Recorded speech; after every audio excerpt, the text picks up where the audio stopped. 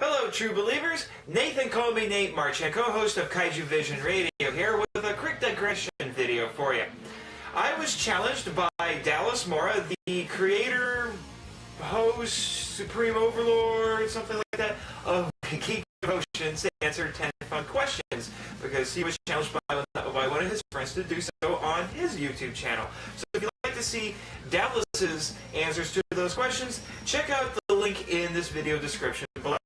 So, without any further ado, let's get started on those questions. So, question number 1. If you could name your child after any video game or movie character, who would it be? Well, interestingly, being the nerd that I am, I actually have an entire list of potential names that I was thinking of using for just such an occasion. And so, thinking about the answer to this, I really had to work hard to narrow it down. So I've decided to narrow it down to one for girls and one for boys. Alright, so, for the girls, I would have to go with Zelda from Legend of Zelda. Why?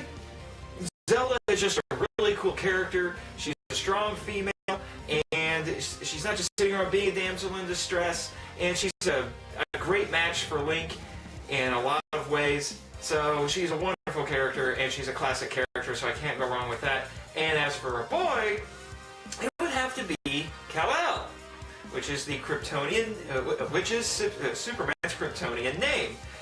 Although I will tell you that if I did name a son this, I would hyphenate the name. It would just be K-A-L-E-L.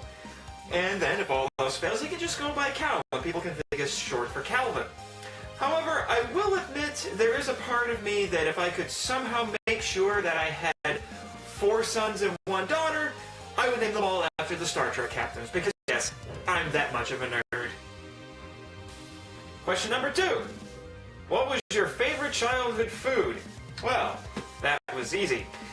It would have to be Kraft macaroni and cheese. Specifically, Kraft, because I was far too astute of a child to eat anything other than that. My parents would try to serve me macaroni and cheese that wasn't Kraft, but I could taste the difference. So there was no generic mac and cheese for this guy growing up. Also, you can't go wrong with the fact that they had a dinosaur as their mascot back when I was a kid. The Cheezosaurus Rex, he was called. Question number 3.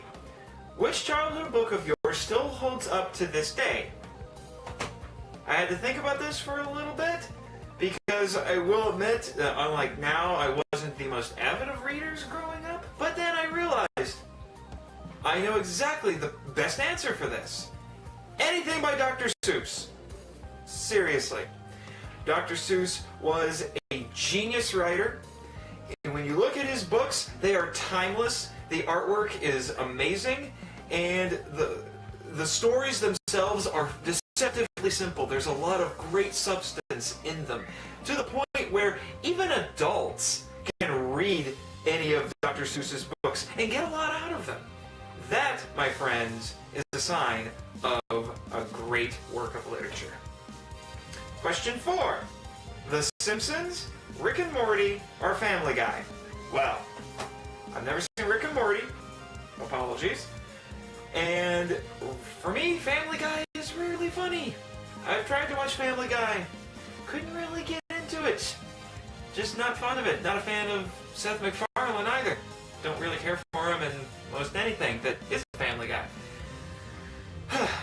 So, I guess The Simpsons wins by default, because The Simpsons was always much more consistently funny for me. Although that was early Simpsons. The Simpsons hasn't been funny, well, not as funny for a long time. However, there is a show by the same creators that I would say is funnier than both The Simpsons and Family Guy. That's Futurama! So if you haven't seen Futurama, stop this video and go watch yourself some Futurama. It's on Netflix. Binge some of it for a while. Then come back and listen to the rest of the answers to my answers to these questions. Question 5. What actor would best narrate a movie of your life? Now, I went through several choices on this. Most of them not the obvious answers that you would would expect to do a voiceover narration in a movie. But what I settled on, after much consideration, was Peter Cullen. Now you might be asking, who's Peter Cullen? Well, you may not know him if you met him on the street because he's a voice actor. And who has he portrayed, you might ask? None other than Optimus Prime, leader of the Autobots. Now, he hasn't always done Optimus Prime. There are some incarnations in some cartoons and such of Optimus Prime where it wasn't Peter Cullen, but if you're familiar primarily with the original G1 cartoon and the new Michael Bay movies, that's him doing the voice. So you can certainly understand why I want someone with such a wonderful, authoritative, deep, even comforting voice to do a voiceover for a movie based on my life. One shall stand, one shall fall. Question 6. Which horror-related character do you relate to the most? Now, this was an interesting one, because I was wondering, do I want to talk about a villain from a horror movie that I relate to the most? That might be a little bit weird. So I wasn't sure if I wanted to do that, so I started thinking about other options. So like, well, who are some heroes from some of these that I could say that I relate to the most? And I went through a couple of different choices, and then almost out of nowhere, one came to mind when I was thinking about some of my favorite horror movies. And I settled on Peter Vincent from Fright Night, specifically the original version of Fright Night from the 80s. Now, if you're not familiar with that movie, it actually has a gloriously simple premise that I think would have been an easy pitch to make to a Hollywood executive, which is that a teenage boy discovers that his new next-door neighbor is a vampire, and nobody believes him, so in desperation, he goes to a washed-up horror movie actor for help. And that washed-up horror movie actor is Peter Vincent. Peter Vincent is played by Roddy McDowall, who is most famous for being in the Planet of the Apes movies. The original ones, I mean. And he's just hilarious. Absolutely hilarious. He also doubts the boy when he comes to him and doesn't really want to get involved, but at first he just indulges the kid because he isn't sure if there's anything else. He doesn't really have anything else to do. He's gone from being in Hollywood movies to hosting a local horror movie show where he introduces cheesy horror movies, some of which he was even in, and he's really fallen from grace at this point. But as he gets more and more involved, he starts to find out, oh wait, this is a real vampire. So at that point, he starts actually trying to use some of the knowledge, I guess you could say, that he gleaned from all of his years as a horror movie actor to help this kid defeat the vampire. It's absolutely wonderful. He's funny.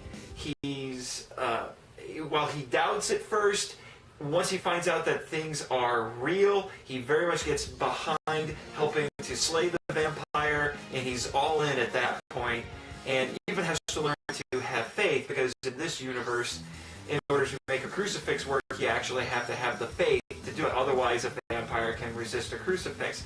So he learns to have faith in a higher power at that point in order to defeat the vampire. And also, I have to say, he has probably the best line in the entire movie, which I'm going to look up here real quick. This was the sort of thing that when I was watching it with a friend of mine, he told me, as soon as he heard this, he looked right at me and he said, this sounds exactly like something that you would say. And I told him, yeah, definitely does, because I've gone on my fair share of rants about how overall horror movies are incredibly stupid. Here's what he says. He's talking with Charlie, who's the boy, because he just got fired from the measly job that he had at the TV station. I've just been fired because nobody wants to see vampire killers anymore, or vampires either. Apparently all they want to see are demented madmen running around in ski masks, hacking up young virgins. And that line was hilarious back in the mid-'80s because it was a direct commentary on the slasher movie movie craze that was going on at the time. And honestly, I still think it's an astute line even now. Now, I will say that I've seen the remake of Fright Night, and Peter Vincent is in that, but he's not as interesting of a character because he got made into a weird Chris Angel mind freak Las Vegas magician. However, I have to admit I have a little bit of a soft spot for him because he's played by David Tennant, aka the 10th Doctor, so how can I not like it?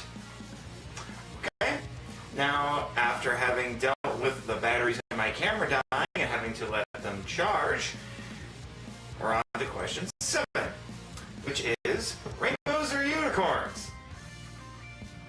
Isn't that kind of like asking if I would rather have peace or love? It's kind of a silly question. Why not have both? Rainbows are a symbol of God's promise never to flood the world again, and unicorns are awesome mythological creatures who apparently can kill dragons with that big horn. Alright, now on to question 8. Which movie that you watched as a child would you like to see remade today? Now, I was thinking about this quite a bit, and honestly, just about every movie I could think of that I saw as a child and really liked, I don't really want to see get remade. I don't want anyone in Hollywood touching these things because they would just end up ruining them. They're timeless films and they can't catch the lightning in a bottle again. In fact, I've seen a few attempts with a few of them and they failed miserably. Now, however, I was thinking though, there is a movie that I watched as a child that I'd like to see another sequel to, because there's already been one, and that is Tron. Yeah, Tron, the underrated cult classic made by Disney in 1982. Now, there was a sequel to it already back in 2010, Tron Legacy, and I enjoyed that one too. Loved the soundtrack, especially. But there were plans to make more sequels to that, at least one, maybe even 2. But it ended up getting scrapped, one because Legacy underperformed at the box office, and also because the movie Tomorrowland flopped, so Disney lost faith in doing live-action science fiction films, which is unfortunate because Legacy left so much room for some really interesting stories, and as far as I know, there was a script floating around out there in Hollywood for a movie called Tron Ascension, but Disney lost faith in everything, which is terribly unfortunate, but I would just absolutely love to see this series continue. Now, question 9 is an interesting one. British accents or American accents? Well, I am an American, so an American accent does come to me quite naturally. It is definitely what I'm most used to. However, British accents are a little bit more interesting and entertaining to me, but that probably comes from all the hours I have spent watching Monty Python and Doctor Who. But I will tell you right now, if you want to fake a British accent, the easiest way to fake such an accent is to enunciate everything you say perfectly.